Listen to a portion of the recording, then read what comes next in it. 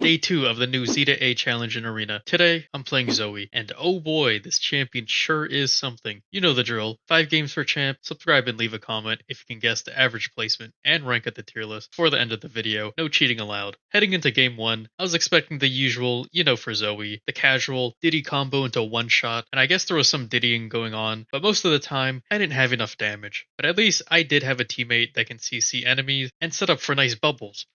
Wait a second. What the?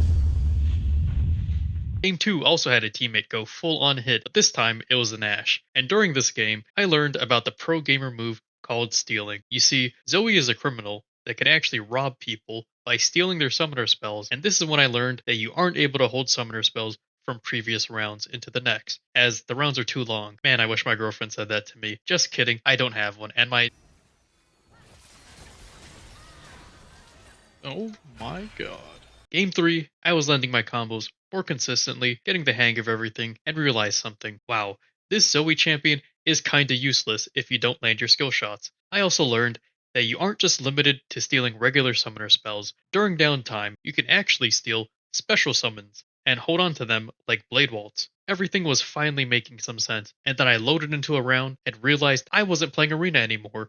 Instead, I was actually playtesting Riot's new PvE game mode. Damn, there's too many tentacles. There is just too many summons around. What is this? This is not what I signed up for, man. I really wasn't vibing with it as much as Swarm. I wish they brought that back instead of this new one. Then, after playtesting their new PvE, I could finally go back to playing Arena. But then Riot said no, and forced me to play Minecraft, as my opponents were just playing creative mode by both picking and choosing Draw Your Sword as Graves and Lucian. Who even left Game 4? Oh, my Elise forgot to buy items. It happens to the best of us. Like, I constantly forget to turn the stove off and leave it on overnight. Things just happen. At this point, I was feeling down on my luck and wanted to gamble because it felt like eventually all this bad luck had to end. And then finally, Riot has given me the opportunity to turn it all around. I hit Omnisoul, and now all I need to do to complete Exodia is...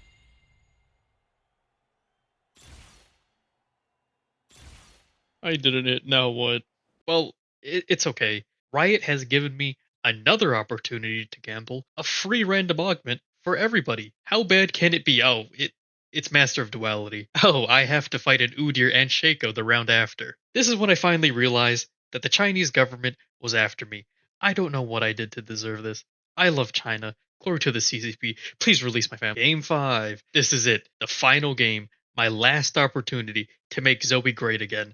And I have the same teammate from last time.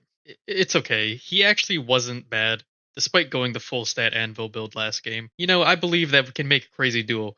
All I need is a good prismatic item, and we're so back. How, how are these my options, man? Just how? Despite everything that I've gone through while playing Zoe, me and my teammate has forged an unbreakable bond over the course of last game and this game. And together, with the power of friendship, we were actually doing it to them. It actually felt like we were Luca and LeBron. He would stun them in place, and I would go for the layup with my bubble. We were dominating the lobby, first place for most of the game. The synergy was actually too good, but that was the problem.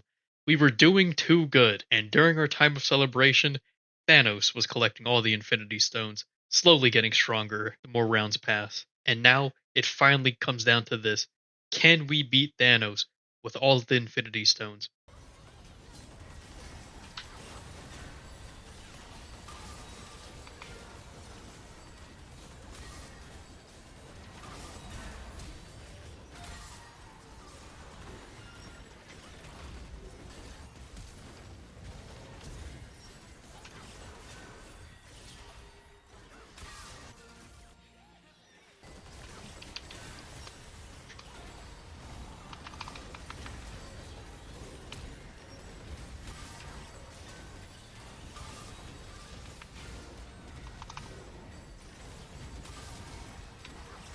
Bro, I'm not playing League, man. I'm just not. This is actually just... They have Swarm buff. They're playing Swarm. What is this? They're just Thanos. The answer is no. With the end of Game 5, the average placement comes out to an astounding 6.2. Were you guys able to guess it? I bet none of you were able to get it right, as I assume most of you guessed Zoe would get a lower average. Hell, I thought I would get better placements. So, what did I learn? For one, you need to land skill shots on Zoe, and having a teammate that can set up for her is really nice to have.